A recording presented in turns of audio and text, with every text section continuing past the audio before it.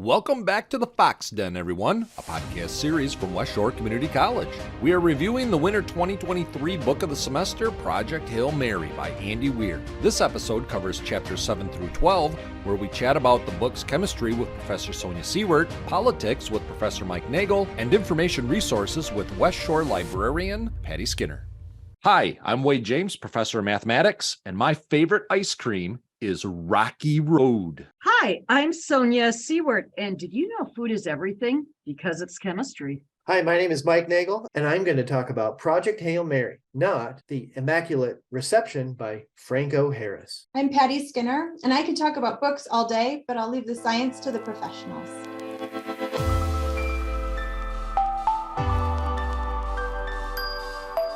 In Chapter 7, a mysterious alien ship appears on Ryland's radar. The Blip A launches a small cylinder towards the Hail Mary, which Ryland retrieves and discovers is metallic, very hot, and smells of ammonia. In Chapter 8, Ryland transforms the Hail Mary into centrifuge mode to analyze the mysterious cylinder with the ship's sophisticated laboratory equipment. He determines the canister is made of xenon and contains a star map constructed from xenonite spheres and whiskers. In Chapter 9, flashbacks reconstruct the development of the Hail Mary's spin drive, which utilizes the mass energy conversion of astrophage as fuel to propel the ship. Meanwhile, the Blip A docks with Hail Mary, establishing a sealed airlock between the two ships. Knock, knock, knock. In Chapter 10, Ryland explores the shared airlock, which uses a transparent xenonite wall to separate the Hail Mary's oxygen-rich atmosphere from the alien high-pressure ammonia atmosphere. On the opposite side of the wall, Ryland sees an alien, which looks like a hard-shelled giant spider with 5 limbs, each terminating with a 3-fingered claw. Due to its crustaceous appearance, Ryland dubs the alien Rocky. In Chapter 11, Ryland and Rocky establish basic communication through a series of gestures, such as jazz hands for yes, clenched fists for no, and a raised finger for one moment. In a flashback, Strat curates a digital library of every software program available, successfully dismissing digital copyright claims with a preemptive signed pardon from the President of the United States. In Chapter 12, Ryland uses waveform analysis software and a spreadsheet to translate Rocky's musical chord language. After a few days, the lone explorers can communicate rather effectively and realize they have a common mission: to study astrophage and save their home worlds.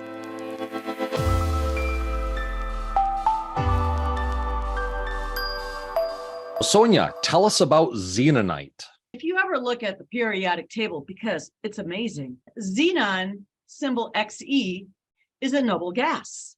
It has a positive nucleus and 5 shells of electrons. There are, here on the planet Earth, molecules that can be made out of xenon. They're not real stable, they don't exist for a very long time, but xenon tetrafluoride does exist. Can you tell me a little bit more about valence electrons, which are electrons in the outer shell of an atom? If you look at group 1A and 2A, group 1A are the alkali metals, and they're extremely reactive because they only have 1 electron in their outermost valence shell. And what are examples of those elements? Hydrogen, lithium, sodium, potassium. We throw sodium and potassium in water, it violently explodes. But you throw magnesium, which is in group 2A, it's not going to do anything. Fluorine is the chemically most reactive element. It will do anything to gain 1 more electron to be like the noble gas neon, which is super stable.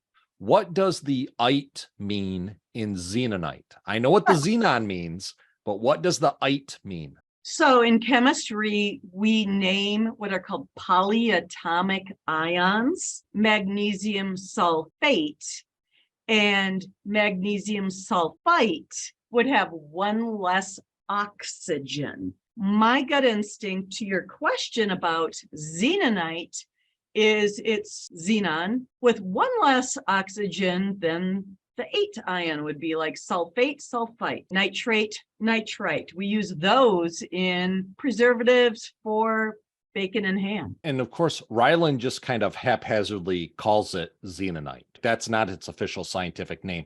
As far as Ryland can tell, there's no oxygen in Rocky's environment. It's ammonia, which is nitrogen and hydrogen, and then he's got xenon in there. While it's a cool, clever name, maybe it is not scientifically on the mark. It was scientifically sci-fi creative.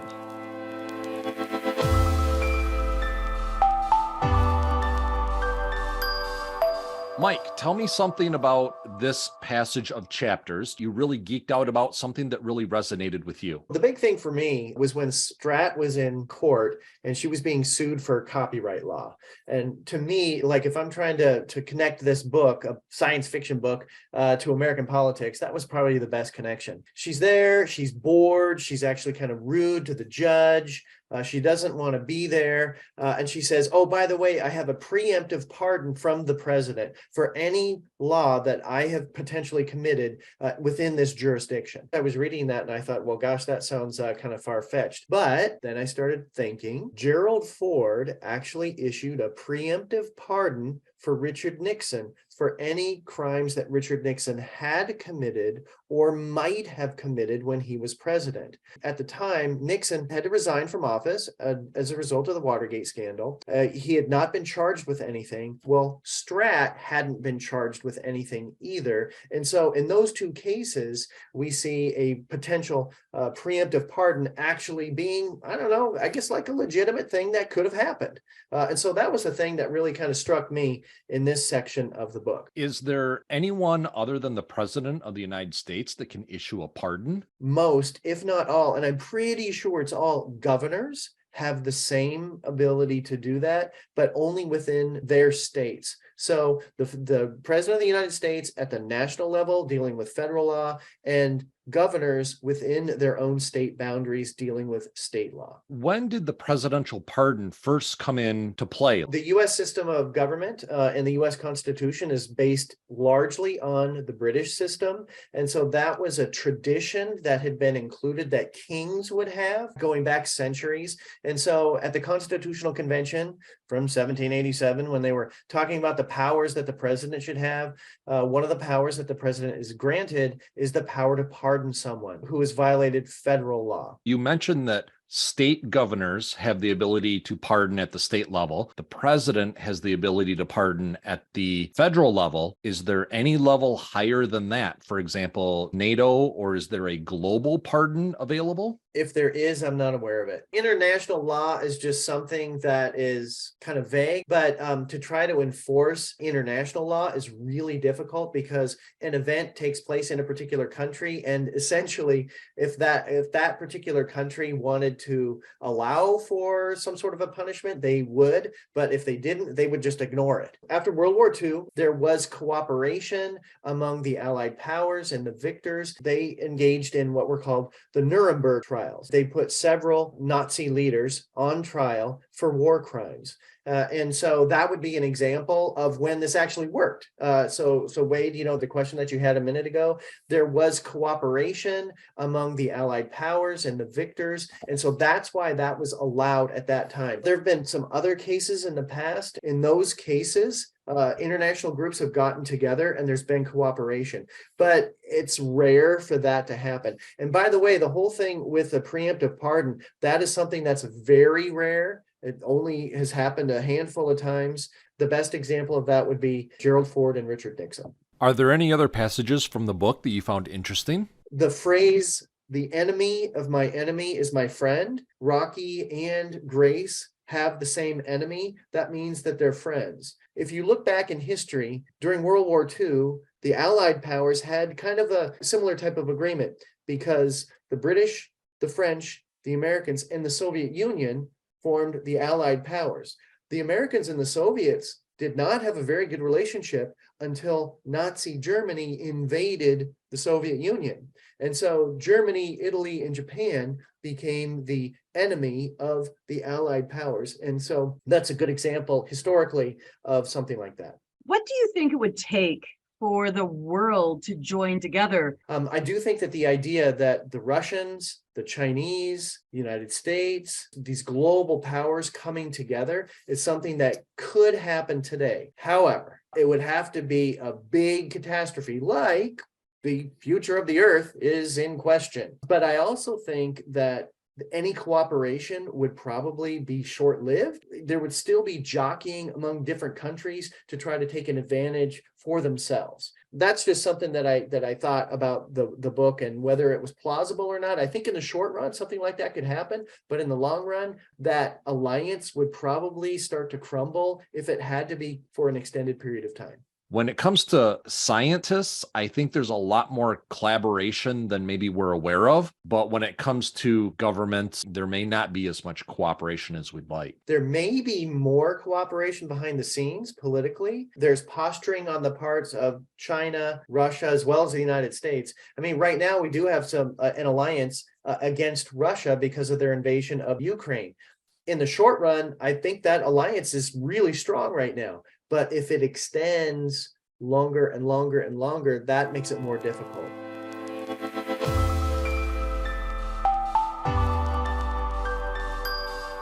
Patty, what did you find really resonated with you as the librarian at West Shore Community College? When Rylan discovers the library, that really resonated with me because libraries are the cornerstone of society, and even an interstellar society really relies upon a library. People are going to need access to information wherever they are in this universe. That to me was really important. He had to look up information to use all of his scientific equipment to make all of that science possible. The research had to be there to back it up, and that's what the library provides. So that was a really important part to me. If I could just jump in, I mean, without that library, the Earth would not have been saved. So thank you to librarians. How are we going to preserve all of this digitized information as a librarian? That's such a great question. So all of that takes a lot of manpower and energy to do. Like everybody just thinks digitize everything, but it does actually take a lot of time to take either paper pages and scan them, or like a floppy disk, which many of our students will not even know what that technology is. So right now, archival quality is still creating microfilm and microfiche. Like we're kind of in this age of discovery. What is going to be the technology that will stand up to the test of time that's not going to be that old floppy disk? How are we going to store this information for the next generation and keep it as viable as possible so that we're not losing documents still stored on older technologies? We know that libraries have books. We know that libraries have magazines and microfiche. Does our library have a collection of software? Could I go check out Oregon Trail? We do not currently have the Oregon Trail as part of our collection. What academic libraries are most known for are our databases of articles, which would be really similar to what Ryland was using in his research. So he has a way to search that database and pull up the most relevant articles. And that's just what you could do here at West Shore using the EBSCO databases and finding those articles that are going to pertain to your research. Do you think that the library could ever take on that role and become a clearinghouse of software? The Library of Alexandria, and we just have everything here. Yes, Wade James, you found out my secret plan. But Patty has actually helped me find online through our library systems, online French language courses. Libraries are more than a solo one-place spot, correct? Yeah, going off what Sonia just said, we might not always be the last stop. The library isn't, but we're going to point you in the direction to find your answer.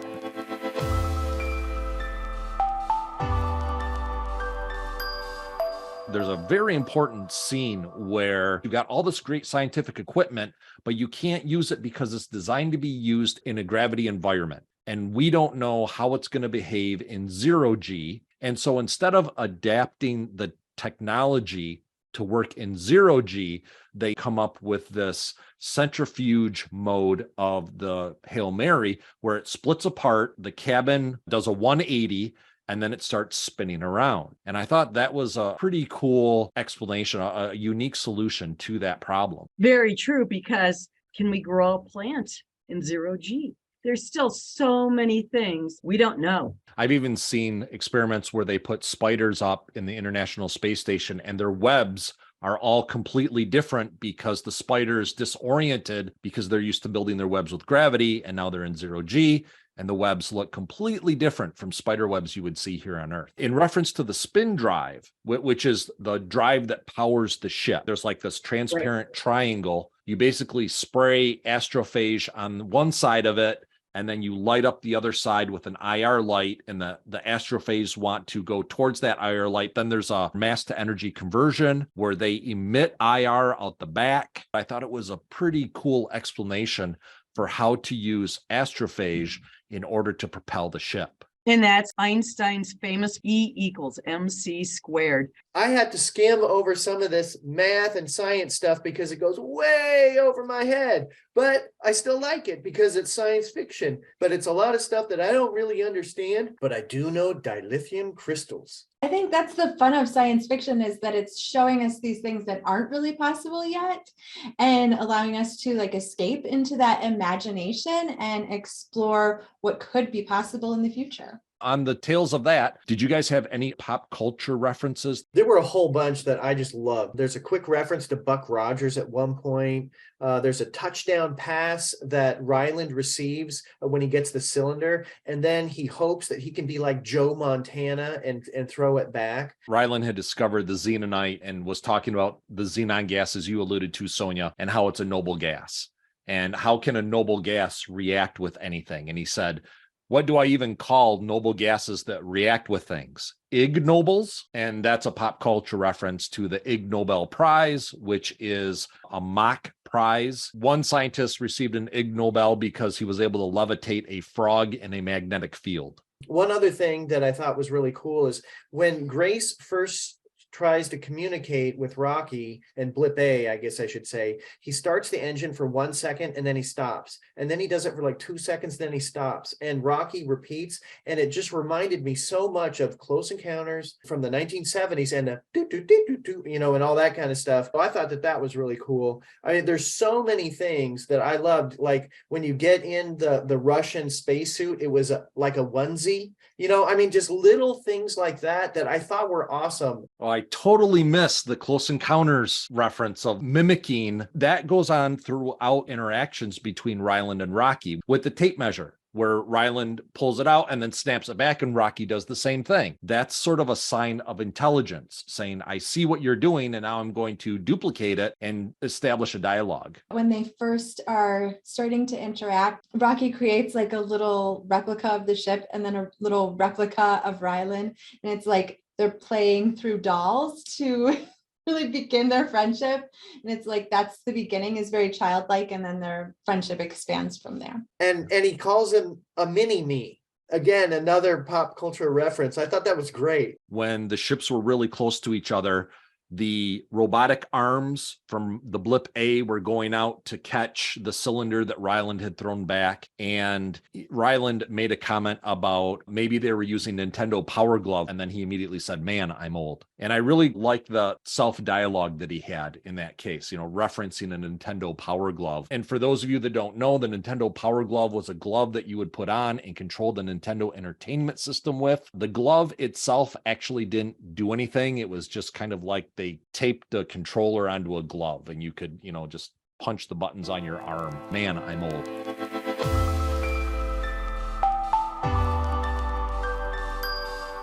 What favorite quotes do you guys have from this section of the book? One of the quotes that I found kind of interesting is, the Goldilocks zone is bullpucky. Grace doesn't swear, and so he says things like doohickey and bullpucky. He's got these not swear words that he uses. I think that adds a little bit to an understanding of his personality, and that he really was a good middle school science teacher because he watched his language, but it's also a little bit hokey too at the same time. So I just thought that was kind of fun. I really thought a lot about that language too, Mike, and I thought about the difference between all of his little sayings like holy moly and that informal register. And then when he's talking about the science, like the formality of all those explanations, kind of those two different languages that he went back and forth between and how drastically different they were. Rocky and Grace are trying to communicate, and they're trying to determine what yes and no mean. Wait, does that mean it's not no? Is that another yes? Now I'm confused. No, I ask. No, he says in Iridian. So yes, no, yes, yes, no, no, yes, yes, no. He balls a fist at me, clearly frustrated. And then there's a pop culture reference to Abbott and Costello. Don't know if our students will get it, but who's on first? We're not quite sure. Third base. When they were first starting to learn how to communicate, Rocky said the following in broken English: "You ship has more science than my ship. Better science. I bring my things into you ship. Release tunnel. You make you ship spin for science. You and me science how to kill astrophage together. Save Earth. Save Arid. This is good plan. Question?" Ryland takes two computers and kind of Velcros them together. He uses one computer as the FFT analyzer so he can get the frequencies. And then he uses the other computer to write down what the frequencies are and essentially create his own database in Excel, which is pretty cool. I downloaded a spectrum analyzer. What this is doing is it's showing the frequency of the sound coming into my microphone. I've got the audiobook. I'm going to try to play some of the tones that Rocky made. Let's see if this comes through.